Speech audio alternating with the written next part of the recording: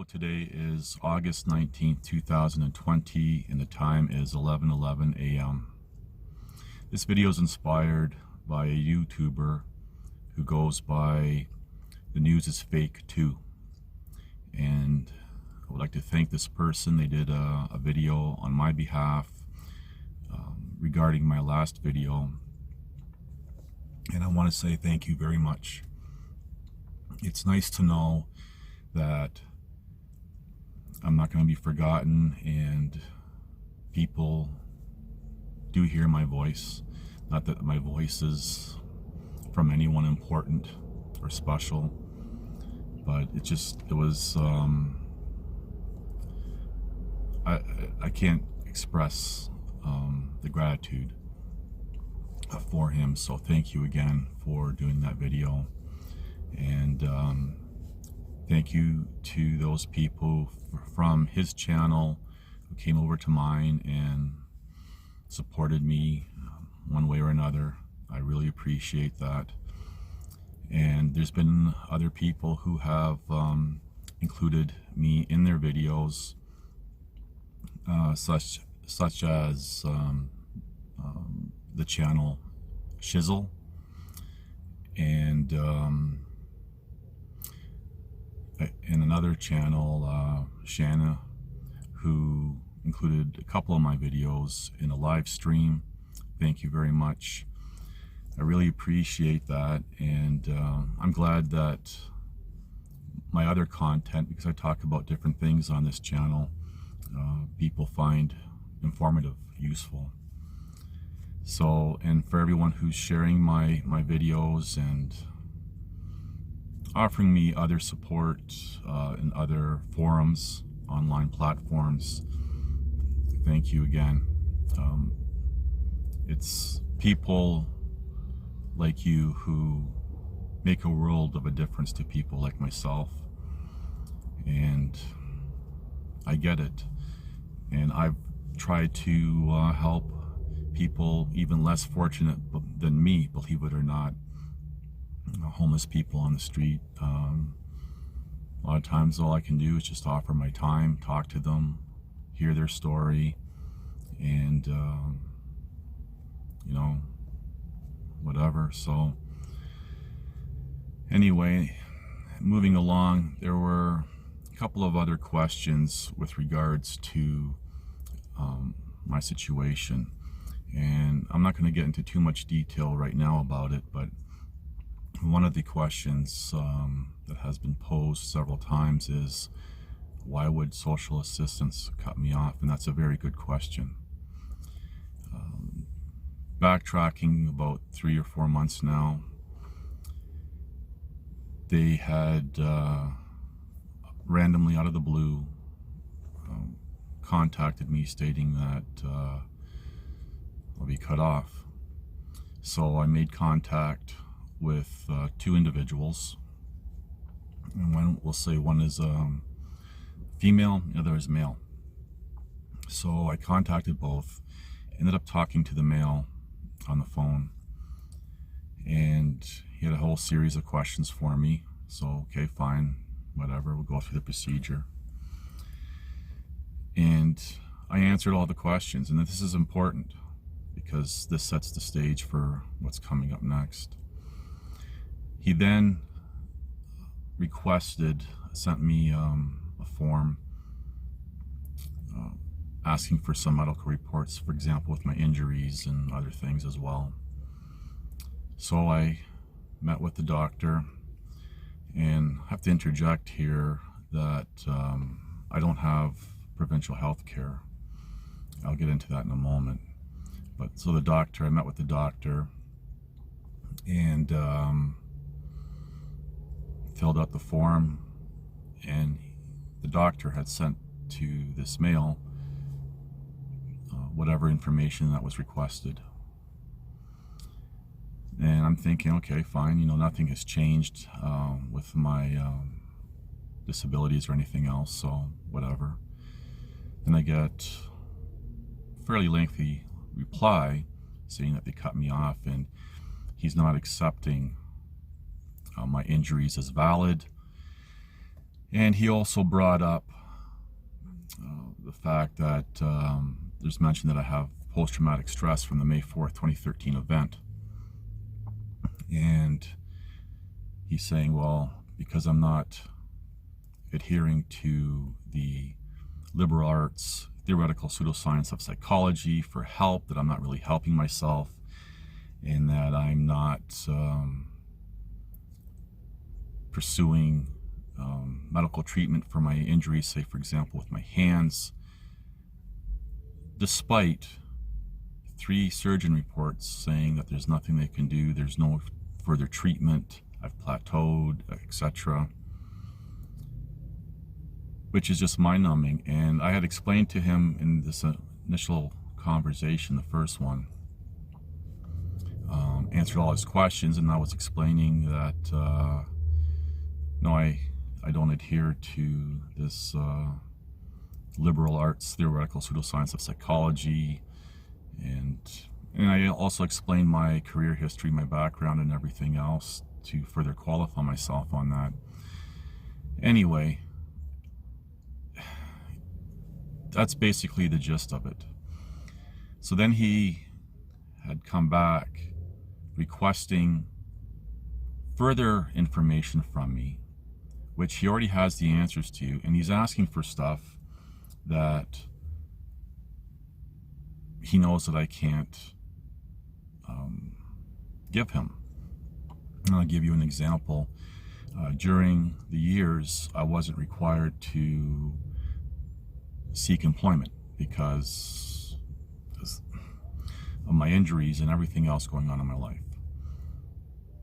So now he wants me to go back retroactively and prove all the places that I applied to and rejected and who I spoke to and everything else, knowing that I wasn't required to do that. Now, despite my not being required to look for employment, I still did on my own, because I want to help myself. I want to move forward. I want to get ahead. And social assistance, you just keep sliding backwards. So I did it on my own, but now he's requesting, saying that no. One of the comments he made was he goes, I'm trying to think of how he said it. Something to do with the fact that, well, no, your hand injuries like basically don't count because we use our hands for everything, and that's unfair. That's listed as a disability, and it's all nonsensical. And basically how it appears is that no matter how much I comply or what I do, I'm being set up to be cut off for whatever reason. And I explained to him I want to appeal, and during the appeal, I'm still expecting social assistance, and he said he's not going to entertain appealing his decision. Yeah, you heard that right. Until I submit his further requests. Again, knowing that he already has the answers to them, and I can't give him what he's asking for, which is setting me up to be cut off anyway. So that's basically it in a nutshell, and that's where I am. That's what I've been dealing with for the past several months with regards to that. So I'm going to be looking at escalating this, and I'm really tired of these types of people in these positions just doing what they want. And chances are they do what they want because normally people in, say, my situation or similar situations don't really challenge them or don't know how to challenge them. So whatever. And I'm not saying that I'm anybody smart or great or anything. And I've left messages with the female, and finally, after about 5, there's been no replies for my pleas for help. And I'm not even able to pay the few bills that I have right now. And it's totally turned my life upside down. Now, one of the things I had mentioned that I said I'm going to get back to is why I don't have provincial health care. And this comes from the May 4th, 2013 event. Now, when I came to this province, I didn't have provincial health care here. And it wasn't until, and I was planning on going back to my province of origin. So I just thought, okay, you know something, I'm just, going to reapply when I get back. And everything on May 4th, 2013 unfolded as it did. So I did apply for and get provincial health care here. And that's how I was treated in the hospital for the injuries and everything else. So what had happened within that week of that event, the two former officers and other people had put me on the provincial healthcare database, call it that, as some sort of threat, predator, sexual offender, I don't know, based on the female, to protect her, because I had went to the hospital that she was at after the event, and you heard that correctly. And so yeah, and that after that, over the years, I was ill-treated more and more and more. And actually I have it in writing where one of the doctors refused to treat me. And several years later, a few of these doctors would bring up the events from 2013. It got to the point where I just got so fed up with being ill-treated that in, I think it was December of 2016, and I had to fight hard for it, for them to cancel my provincial health care, because I just got tired of being ill-treated. And this is not a grudge by me. This is stuff that they kept bringing up, and or how they treated me. What's the point? So that's how I ended up with no health care since December 2016. And this guy that I was talking to with social assistance thought that was really peculiar. And I explained all this to him, cut and pasted this lengthy email. And he tried to highlight, for example, well, you written out this whole email telling the timeline of events over the past 7 years. That's all cut and pasted. That timeline had evolved over the years. I would just keep adding to it. And typing, for example, using my thumbs with a little bit of motion is not typing like on a typewriter. I will never type on a keyboard again. The typing that I do, it's basically just 2 fingers. And the pain that I experience when I do that is very bad. And anytime over the years, I've tried to use my hands as much as I can, fighting through the pain, and then taking off-the-shelf painkiller types of stuff. And the swelling is another big problem, and I have pictures over the years where I try to do stuff and my hands swell up. But anyway, I digress. So anyway, that's why I don't have health care, because of this whole May 4th, 2013 event. And on another tangent from that, impacting my life, is the fact that the 2 former officers and others, I guess, had convinced the female to file a restraining order against me, which I had to deal with in June of 2013. So I had the post-traumatic stress. My injuries were still at its peak. It took months and months to recover from those injuries. And I had to deal with that, and no one wanted to help me. So I ended up trying to, in the post-traumatic stress, I couldn't even talk. And I tried to explain to duty counsel, which is a topic unto itself when you start dealing with public defenders. Didn't care. She had no care about anything that I had to say. True hardcore feminist. So anyway, I had to deal with that, and that ended up being a mutual restraining order, and the judge, you could tell the judge was siding with whatever she was saying, that this is where everything starts to get really whacked out with her, because then she ended up in the restraining order saying that her and I had this long relationship, and I'm like, long relationship? And so the judge is saying, well, you both are going to have a restraining order against each other to cool off with each other. And the judge, nobody cared what I had to say, and the female had 5 or 6 people, professional types, sitting with her in the courtroom, supporting her.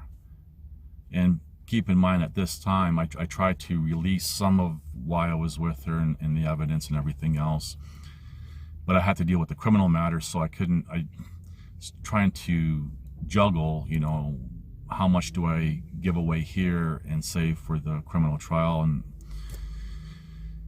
so that's how all that panned out in my life, and that is going to be stuck with me for the rest of my life as some sort of domestic restraining order based on falsehoods.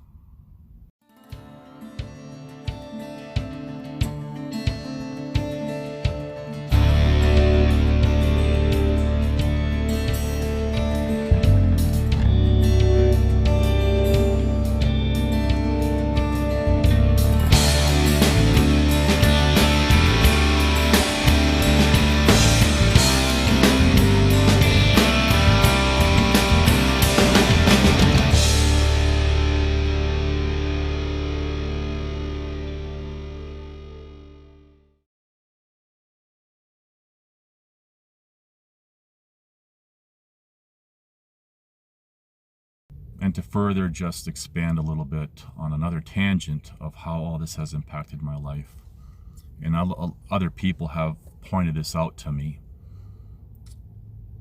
There's a guy by the name of Traden James who apparently did a project for school, a law project or something, using my case. And he concluded in all that I was let off too easy. I should have been thrown in prison doing hard time, hard labor. And he only based that off of the published ruling of my conviction. Yes, the trial judge published my ruling, not because it was interesting or anything else, but basically to have the last laugh, right? And I've expressed before how a good friend of the trial judge for my criminal matter told me that the trial judge had no criminal law experience, next to none, sat on the committee for his whole career, and has ties to the local police. So what am I, to do about that? It just shows, my case, my story shows the depth of corruption, especially within this city. And then we get into how the lead counsel for the city, tying in the mayor of this city, had threatened my second lawyer, and that whole fiasco. So I've tried in videos to highlight, briefly highlight the extent of the wrongdoings to me, and it doesn't even do it justice. I mean, I could do a 24-hour video highlighting everything. So anyway, I'd like to interject at this time conversation that I had with someone that's related to my story somewhat.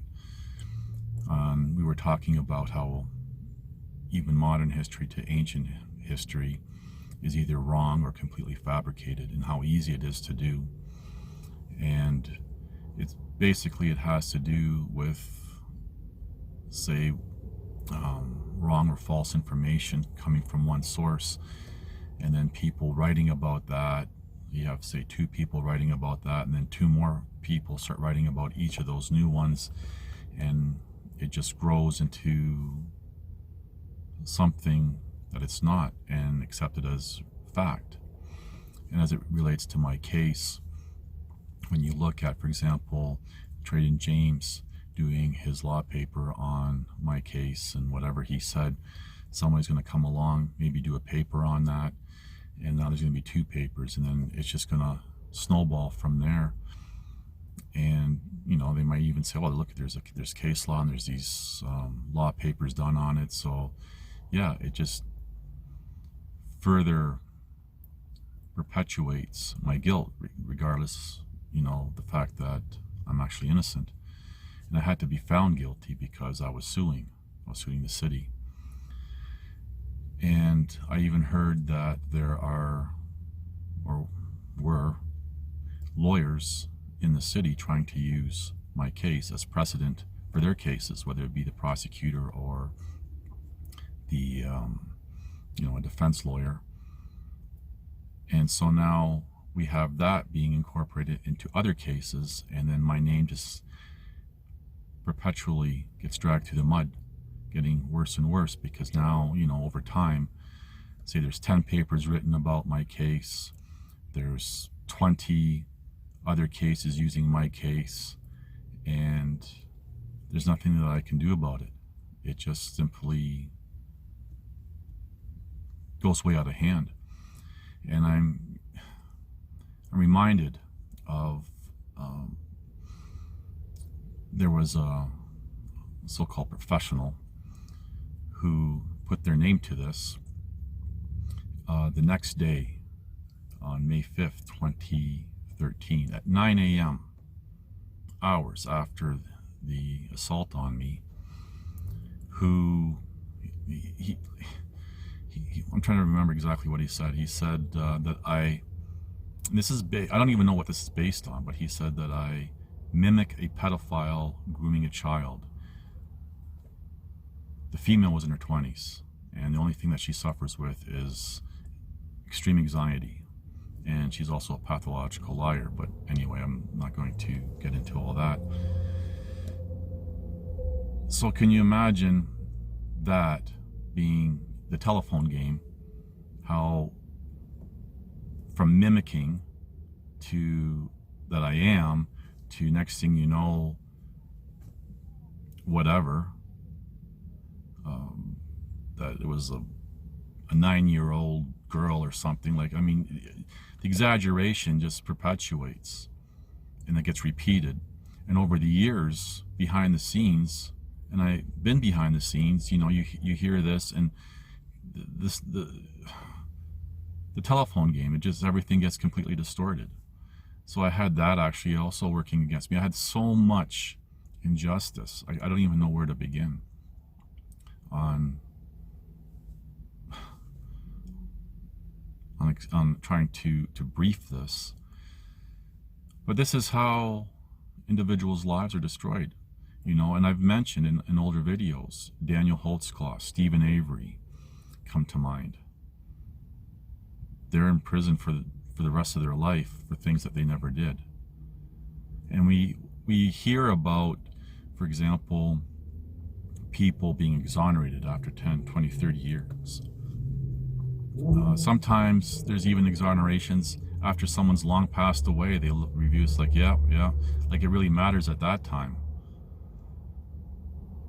And that's not even the tip of the iceberg of what happens to people. It's this is the world that we live in. And you know, when you look at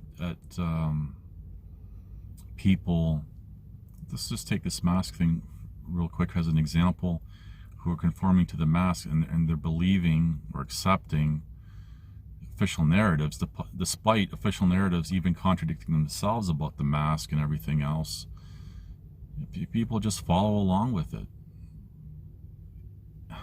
I don't even know what more I can say about that. Again, I just want to thank The News is Fake Too for doing a video specifically about my last video and wanting to help out. I really appreciate it. Thanking everyone from that channel that came over to mine. And there's other new subscribers as well I'd like to welcome to my channel. Thank everyone, and everyone else that I've mentioned, and other people that forgot to mention or whatever. So anyway, I hope that you're having a great day, and thank you for watching. Please like, subscribe, comment, and share.